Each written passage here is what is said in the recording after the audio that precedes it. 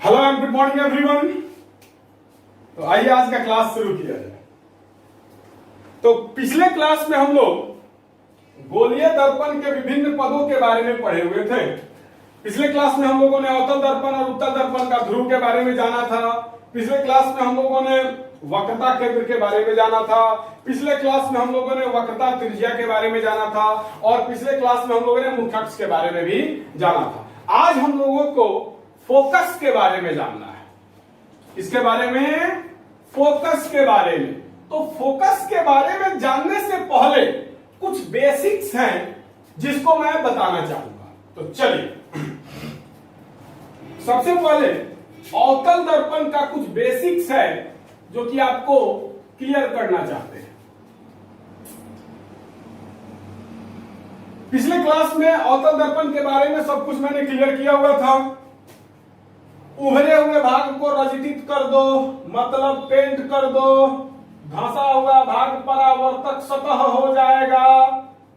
इस प्रकार का जो गोलीय दर्पण होगा वह अवतल दर्पण कहलाएगा। अब आइए,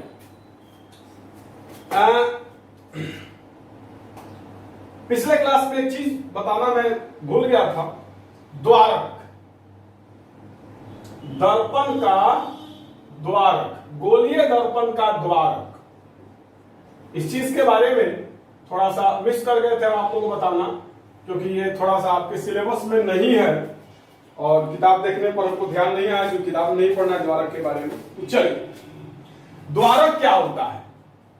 तो दुआरी जो होता है ना हम लोग के घर का, तो जिस तरीके से हम लोग के घर का दुआरी होता है जिससे हम लोग अंदर घर में जाते हैं, उसी तरीके से दर्पण का भी जो दुआरी होता है उसी को दर्पण का द्वारक कहते हैं। द्वारक है कुछ नहीं, संस्कृत का एक शब्द है जिसका मतलब होता है दरवाजा, घर का दरवाजा। तो देखिएगा, आप लोग देख सकते हैं इस अवतल दर्पण का दरवाजा यहां से लेकर के यहां तक है। यही है इस अवतल दर्पण का दरवाजा, यही ना इस अवतल दर्पण का दरवाजा। इसी से ना आप इस अवतल दर्पण में एंट्री करोगे। चाहे कोई भी प्रकाश का किरण है, हम लोग के घर का जो दरवाजा उससे जीव जंतु प्रवेश करते हैं, चाहे इंसान प्रवेश करता है। तो दर्पण का जो द्वारक होगा निश्चित तौर पर उससे प्रकाश प्रवेश करेगा। यही इसी एरिया में से ना प्रकाश भीतर आएगा और फिर बाहर जाएगा।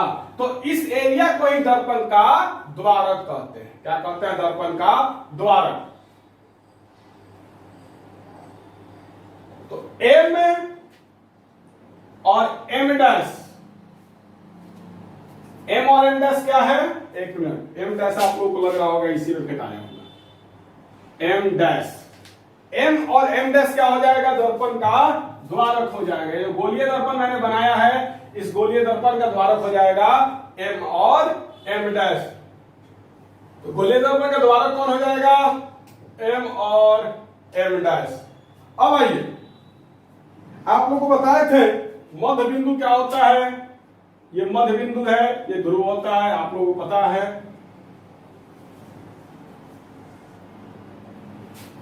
ये आपको यहां पर बकोरता केंद्र हो गया, मतलब वक्रता केंद्र, ये मुख्य अक्ष होगा।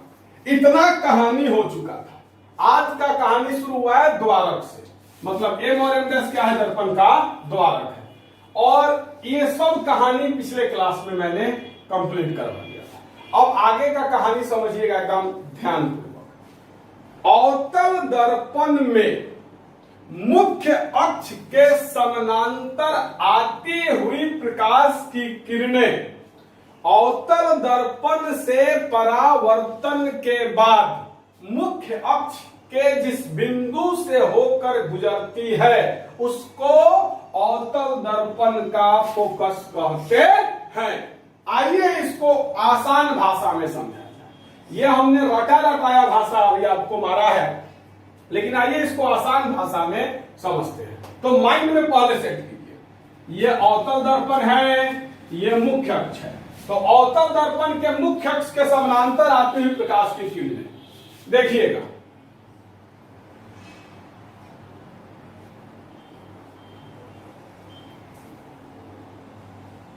ध्यान पूर्वक समझिएगा। ये अवतल दर्पण का ये मुख्य अक्ष है, इस मुख्य अक्ष के समानांतर प्रकाश का किरण आ रहा है। ये जो मुख्य अक्ष है सॉरी ये जो मुख्य अक्ष है, इस मुख्य अक्ष के समानांतर ये प्रकाश का किरण आया, और जब मुख्य अक्ष के समानांतर प्रकाश का किरण आता है और दर्पण से टकरा करके परावर्तन होकर के ऐसे चला जाता है।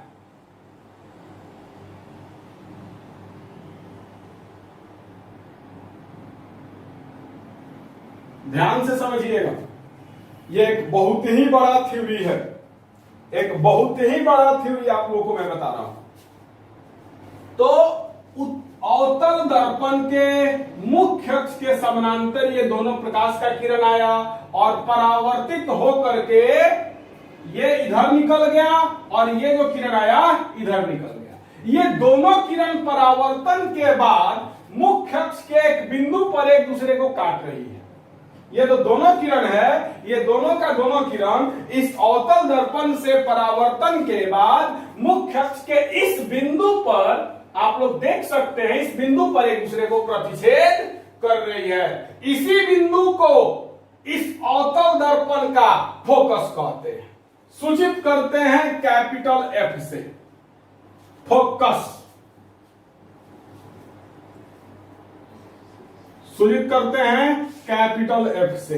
तो माइंड में आप लोग सेट कर लीजिए, मुख्य अक्ष के समानांतर आती हुई प्रकाश की किरणें अवतल दर्पण से परावर्तन के बाद मुख्य अक्ष के जिस बिंदु पर एक दूसरे को प्रतिच्छेद करती हैं, उस बिंदु को अवतल दर्पण का फोकस कहते हैं।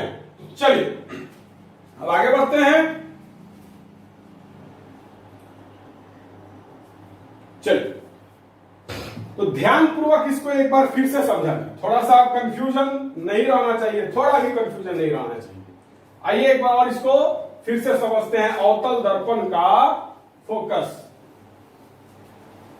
फोकस को कैपिटल एफ से सूचित किया जाता है, माइंड में सेट कर लीजिएगा।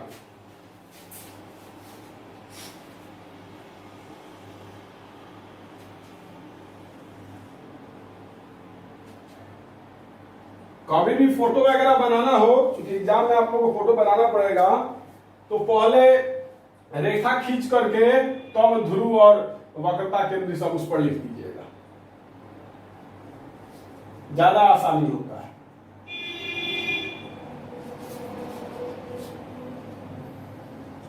एम और एम डैश क्या हो गया, द्वारक हो गया। अब देखिएगा, फिर से मैंने एक अवतल दर्पण बना दिया। यह अवतल दर्पण का मुख्य अक्ष है, यह ध्रुव है, यह वक्रता केंद्र है। अब और मुख्य अक्ष के समानांतर अगर प्रकाश की किरण आ रही है, ये दोनों का दोनों जो प्रकाश का किरण मैंने बनाया है, ये दोनों का दोनों प्रकाश का किरण जो है वो मुख्य अक्ष के समानांतर आई और आकर अवतल दर्पण से टकरा रही है। और जब टकराएगी दर्पण से तो परावर्तन तो होना निश्चित है। तो टकरा कर क्या हो गई, परावर्तित हो गई। टकराई और टकरा करके परावर्तित हो गई। आप देख सकते हैं ये मुख्य अक्ष के समानांतर किरण आया, टकराया और टकरा करके क्या हुआ, परावर्तित हो गया। वैसे ही यह भी मुख्य अक्ष के समानांतर आया और दर्पण से टकराकर परावर्तित हो गया। तो ये दोनों किरणें दर्पण से टकराकर परावर्तित हो गई और परावर्तित होकर के मुख्य अक्ष के इस बिंदु पर एक दूसरे को प्रतिच्छेद कर रही है। तो इसी बिंदु को क्या कहेंगे, अवतल दर्पण का फोकस। अवतल दर्पण का फोकस तो माइंड में सेट कर लीजिए, मुख्य अक्ष के समानांतर आती हुई प्रकाश की किरणें अवतल दर्पण से परावर्तन के बाद मुख्य अक्ष के जिस बिंदु पर एक दूसरे को प्रतिच्छेद करती हैं, उस बिंदु को उस अवतल दर्पण का फोकस कहा जाता है। क्लियर। अब आगे बढ़ते हैं उत्तल दर्पण के फोकस पर। कहा, तो उत्तल दर्पण के फोकस पर अब हम लोग आगे बढ़ते हैं। तो चलिए, ये सब का सब आपको नोट्स में मिल जाएगा। जितना फोटो मैं बना रहा हूं, जितना परिभाषा मैं बता रहा हूं, ये सब का सब आपको मिल जाएगा। इसीलिए डोंट बी कंफ्यूज्ड। अब आइए उत्तल दर्पण का फोकस। तो देखिएगा बाबू, ये थोड़ा सा कंफ्यूजन वाला मामला है। ये जो है वो थोड़ा सा कंफ्यूजन वाला मामला है, इसलिए इसको तभी ध्यान पूर्वक समझिएगा, नहीं तो फिर बाउंसे जाएगा। अब हम लोग आते हैं उत्तल दर्पण। किस पर? उत्तल दर्पण पर। तो सबसे पहले उत्तल दर्पण का एक फोटो बना दिया जाए, ज्यादा बेहतरीन होगा। तो आइए हम लोग पहले एक उत्तल दर्पण का फोटो बना दे रहे हैं।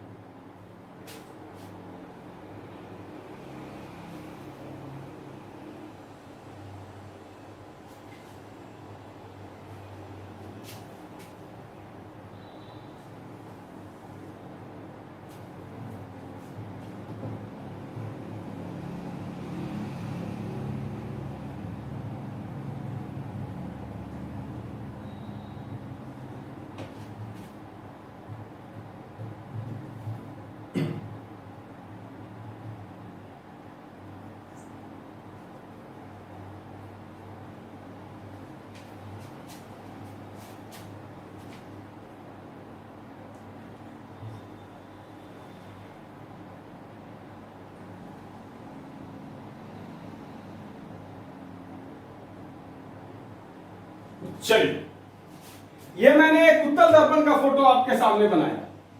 मैंने एक उत्तल दर्पण का फोटो आपके सामने अभी बनाया है। तो चलिए ध्यान से देखिएगा। ये मुख्य अक्ष है, क्योंकि ये वक्रता केंद्र है, ये ध्रुव है, और ये जो रेखा है ये वक्रता केंद्र ध्रुव से होकर जा रही है। तो ये क्या है? मुख्य अक्ष है। क्लियर? अब यहां भी ये जो दो ठोक प्रकाश का किरण है ये मुख्य अक्ष के समानांतर आ रहा है।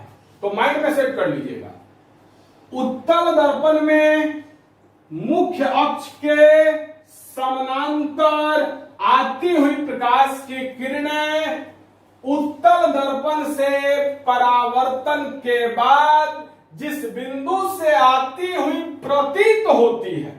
मामला यहां फंसेगा।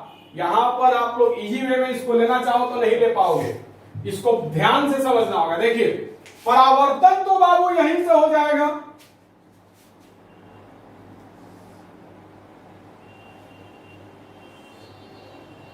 आप लोग देख सकते हैं, ये आपको परावर्तक सतह है, यह है परावर्तक सतह। मुख्य अक्ष के समानांतर प्रकाश का किरण आया और टकरा करके परावर्तक के सतह से परावर्तन हो जाएगा। आया, टकराया और टकरा कर वापस लौट गया। ये भी जो किरण है प्रकाश का, ये मुख्य अक्ष के समानांतर आया और टकरा करके वापस लौट गया। तो फिर मिला कहां? यहां तो मिला ही नहीं, तो फिर फोकस का चर्चा कहां से हो जाएगा? तो यहां पर मिलेगा नहीं, हम लोगों को महसूस होगा। हम लोगों को महसूस क्या होगा? तो ये जो दोनों किरण है, परावर्तन, जो परावर्तित किरण है, ये दोनों का दोनों, ये आपतित किरण है, ये दोनों आपतित किरण है। जो किरण आता है उसको आपतित किरण कहते हैं। दर्पण से टकराकर जो किरण परावर्तित हो जाता है उसको परावर्तित किरण कहते हैं। तो ये जो है और ये जो है, ये दोनों का दोनों परावर्तित किरण है, आप देख सकते हो। तो हम लोगों को महसूस क्या होगा? तो हम लोगों को महसूस होगा, बताते हैं।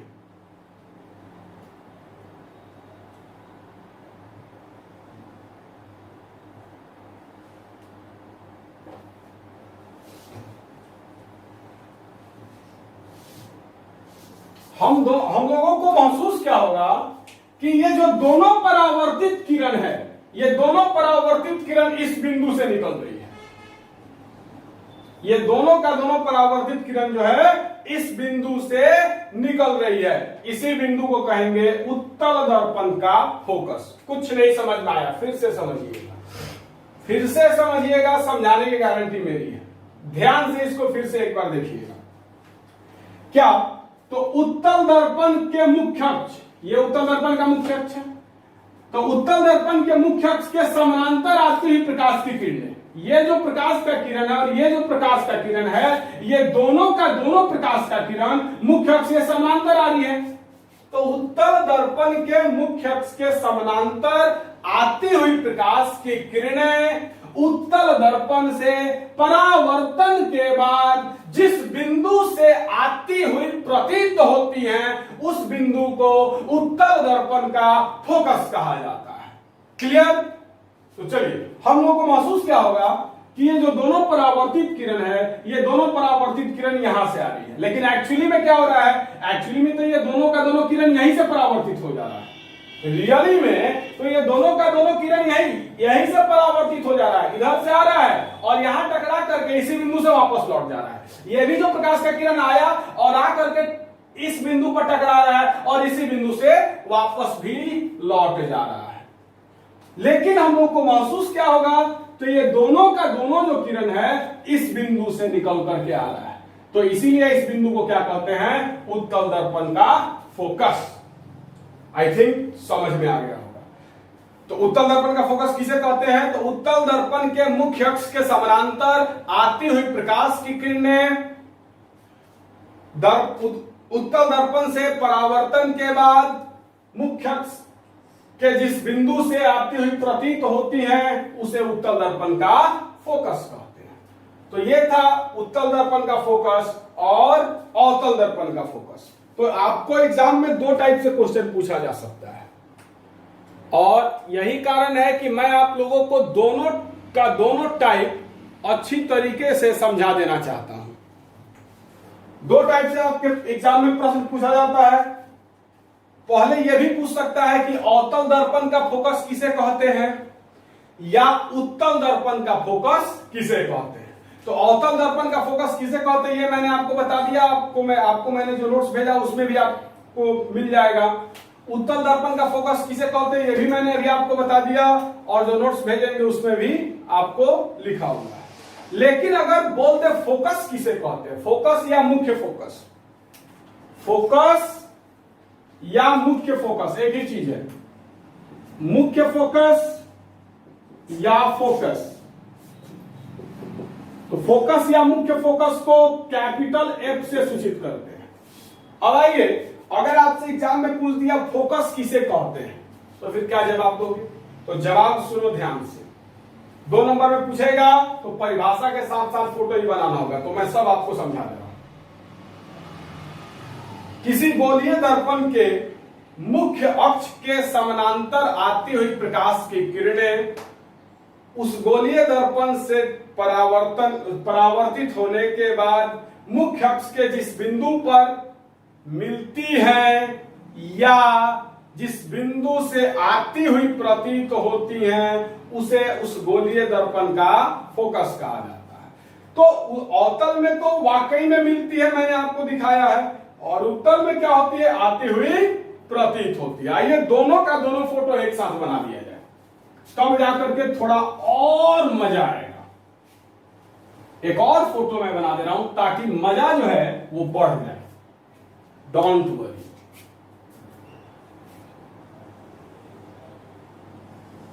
ये था उत्तल दर्पण का कहानी, ये है अवतल दर्पण का कहानी। पूरा एग्जामिनेशन का मामला हम अभी एकदम फिट एंड फाइन करके छोड़ेंगे।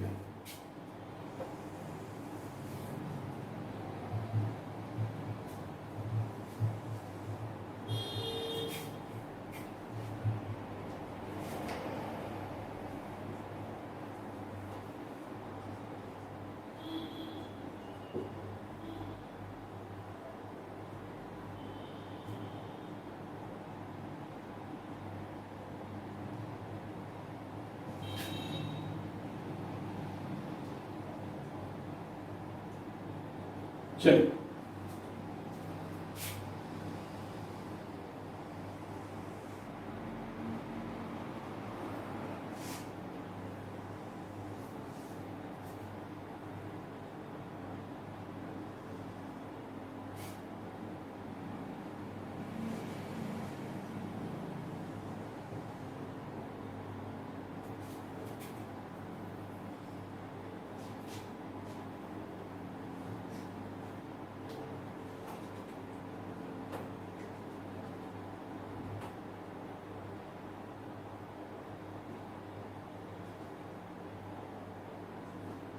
चलिए, तो आपके सामने मैंने उत्तल दर्पण का भी फोकस बना दिया, अवतल दर्पण का भी फोकस बना दिया। तो अगर सिर्फ और सिर्फ फोकस का परिभाषा पूछे या मुख्य फोकस का परिभाषा पूछे तो क्या बोलिएगा, ये दोनों का दोनों गोलीय दर्पण है। गोलीय दर्पण में मुख्य अक्ष के समानांतर आती हुई प्रकाश की किरणें दर्पण से परावर्तन के बाद जिस मुख्य अक्ष के जिस बिंदु पर मिलती है या मुख्य अक्ष के जिस बिंदु से आती हुई प्रतीत होती है उसे उस गोलीय दर्पण का फोकस कहते हैं।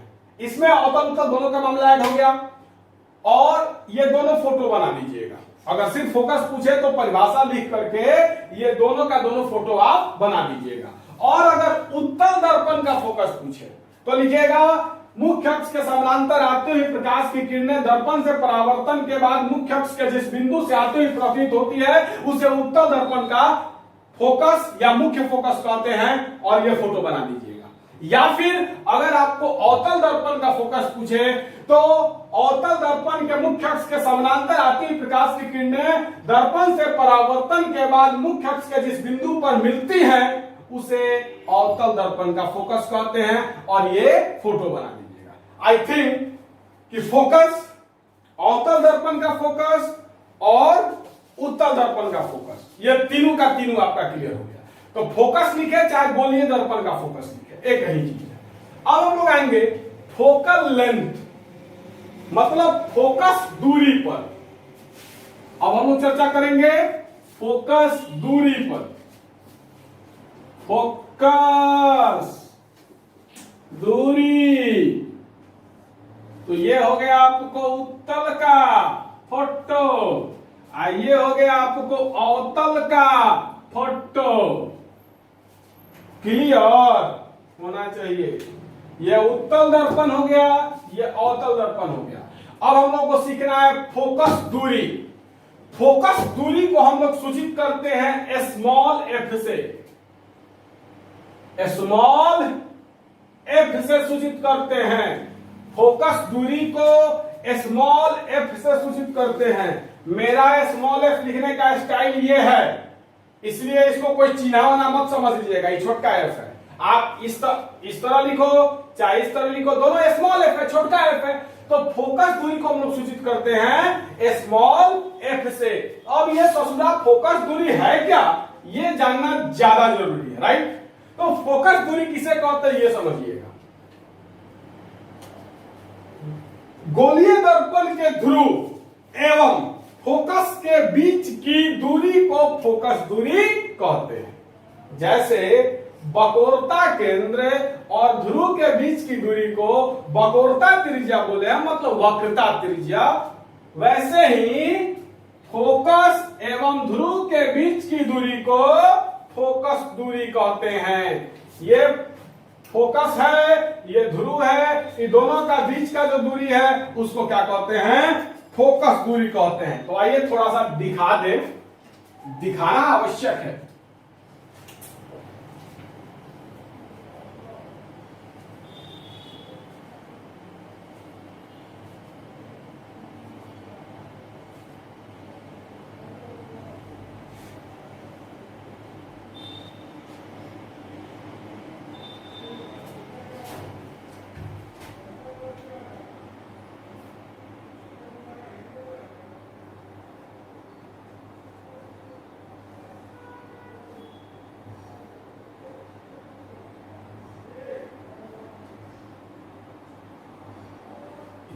तो नहीं दिखेगा रे, दिख रहा है इतना नीचे जी, यहाँ हाईलाइट अभी तो नहीं खींचे है, ये दिख रहा है, ये वाला।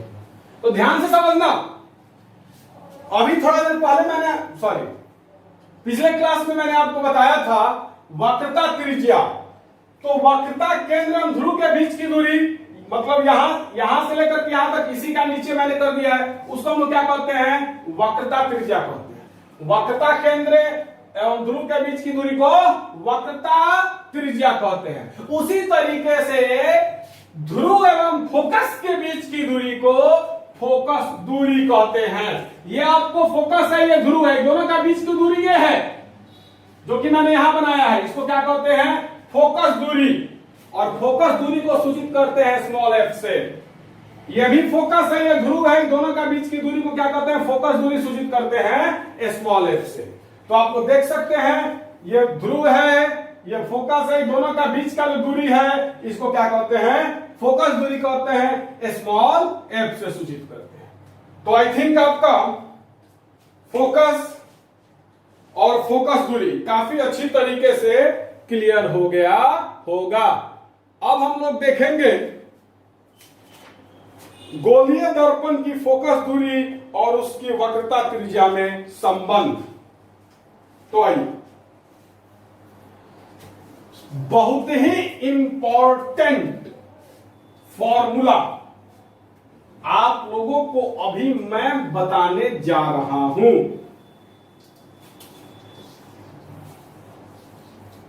तीन चार को फॉर्मूला पढ़ना है आपके इस चैप्टर में, और चारों का चारों सुपर डुपर हिट है।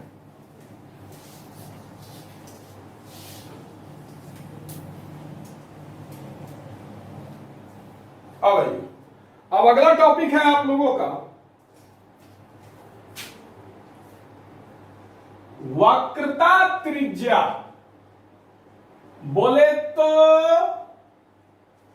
कैपिटल आर एवं फोकस दूरी बोले तो स्मॉल एफ के बीच का संबंध। जैसे हमारे और आपके बीच में एक संबंध है। क्या संबंध है? तो आपसे हम पैसा लेते हैं और आप देते हैं, यही संबंध है। मतलब आप हमारे कस्टमर हैं, कष्ट से मरने वाले हैं आप लोग। तुम तो खैर मरिएगा, एग्जाम नजदीक आने दीजिए। तो जैसे हमारे और आपके बीच में एक गुरु और शिष्य का संबंध है, वैसे ही वक्रता त्रिज्या एवं फोकस दूरी के बीच में भी एक संबंध है। मतलब वक्रता त्रिज्या बोले तो कैपिटल आर और फोकस दूरी बोले तो स्मॉल एफ, इस दोनों के बीच में भी एक संबंध है। क्या है? तो आइए, संबंध है एफ बराबर आर बाई 2, या इसी को कहते हैं हम लोग R बराबर 2F। 2F बोले तो 2 गुना F होगा। ये छोटका F है मेरा लिखने का स्टाइल, इसको कोई चिन्ह ना मत समझिएगा। 2F बोले तो 2 गुना F। तो देखिएगा मेन संबंध तो यही होता है। वक्रता त्रिज्या एवं फोकस दूरी के बीच का मेन संबंध होता है F बराबर R बाई 2। इसी से निकला है R बराबर 2F। तो समझिएगा ये दोनों संबंध क्या है। तो फोकस दूरी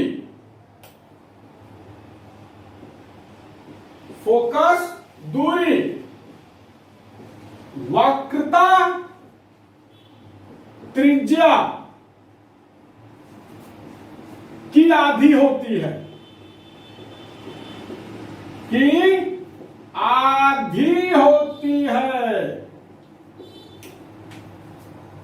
और वक्रता त्रिज्या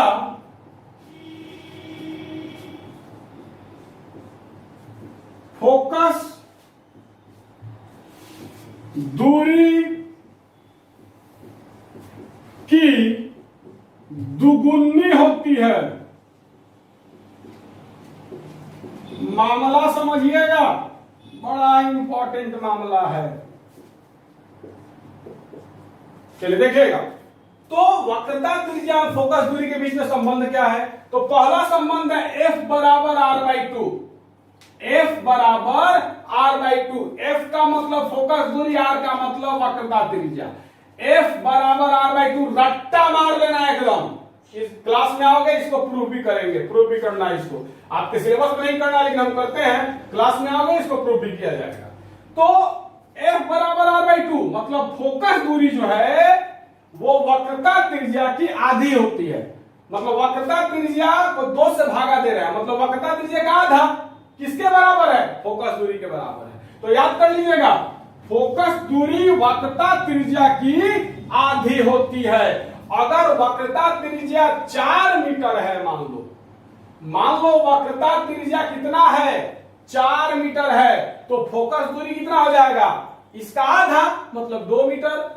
यहां पर मैंने लिखा है फोकस दूरी वक्रता त्रिज्या की आधी होती है। तो अगर फोकस दूरी हमने 4 मीटर मान लिया, सॉरी वक्रता त्रिज्या हमने 4 मीटर मान लिया, तो फिर फोकस दूरी क्या हो जाएगा, उसका आधा हो जाएगा। मतलब F बराबर r/2। r कितना है, 4 मीटर बटा 2, 2 से 4 कट गया 2 बार में 2 मीटर। क्लियर। अब आइए अगला है r बराबर 2f। मतलब r मतलब वक्रता त्रिज्या, f मतलब फोकस दूरी। मतलब वक्रता त्रिज्या फोकस दूरी की दुगुनी होती है। वक्रता त्रिज्या जो है वो फोकस दूरी की दुगुनी होती है। मतलब अगर फोकस दूरी मान लो 3 मीटर, फोकस दूरी मान लो 3 मीटर है, तो वक्रता त्रिज्या कितना हो जाएगा, दुगुनी मतलब 6। फॉर्मूला से देखा जाए r बराबर 2f। 2f का मतलब मैंने बताया है 2 गुना f। f मतलब फोकस दूरी कितना है, 3 मीटर है, मतलब 6 मीटर। तो माइंड में सेट कर लीजिएगा, फोकस दूरी जो है वक्रता त्रिज्या की आधी होती है एवं वक्रता त्रिज्या जो है वो फोकस की दुगुनी होती है। मतलब f बराबर r/2, r बराबर 2f। तो आई थिंक कि दोनों के बीच का जो संबंध है वो संबंध भी काफी बेहतरीन तरीके से आप लोगों का क्लियर हो गया होगा। तो आज हम लोगों ने फोकस देखा, फोकस दूरी देखा, और इस वक्रता त्रिज्या और फोकस के बीच का, फोकस दूरी के बीच का संबंध भी देखा, क्या क्या संबंध है। तो F बराबर r/2, इसी से निकला, तीसरा गुना कर दोगे r बराबर 2f। मतलब फोकस दूरी जो है वक्रता त्रिज्या का आधा होता है और वक्रता त्रिज्या जो है फोकस दूरी का दुगुना होता है। ये जो 2 लाइन है बाबू बहुत इंपॉर्टेंट है। मतलब आपके साइंस का ऑब्जेक्टिव में निश्चित है कि 1 नंबर पूछेगा। 1 नंबर का ऑब्जेक्टिव गारंटीड है कि दोनों में से एक रहेगा। ऑब्जेक्टिव में देता है फोकस दूरी वक्रता त्रिज्या की कै गुनी होती है, दे देगा। तो फिर अगर ये दोनों लाइन अगर आपको याद रहेगा तो निश्चित तौर पर मजा आएगा आपको। तो फिर आपको मैं जो आज नोट्स दूंगा उसमें इस सबका चर्चा मैंने किया हुआ है। तो अगर फिजिक्स का क्लास समझ में आ रहा है कि नहीं, अगर नहीं आ रहा है तो बताइए, और अगर आ रहा है तो भी बताइए। ये बताना जरूरी होता है कि क्लास आपको समझ में आ रहा है या नहीं आ रहा है। ये बताना बहुत ही जरूरी होता है कि आपको क्लास समझ में आ रहा है या नहीं आ रहा है। तो प्लीज मैं रिक्वेस्ट कर रहा हूं कि आपको क्लास समझ में आ रहा है कि नहीं आ रहा है, जरूर बताइए। और जब वीडियो अपलोड हो जाएगा तो वीडियो के साथ साथ इसका नोट्स भी डाल दिया जाएगा। आपको बोर्ड पर से कुछ भी उतारने की जरूरत नहीं है। तो ठीक है, बहुत बहुत धन्यवाद। Have a nice day.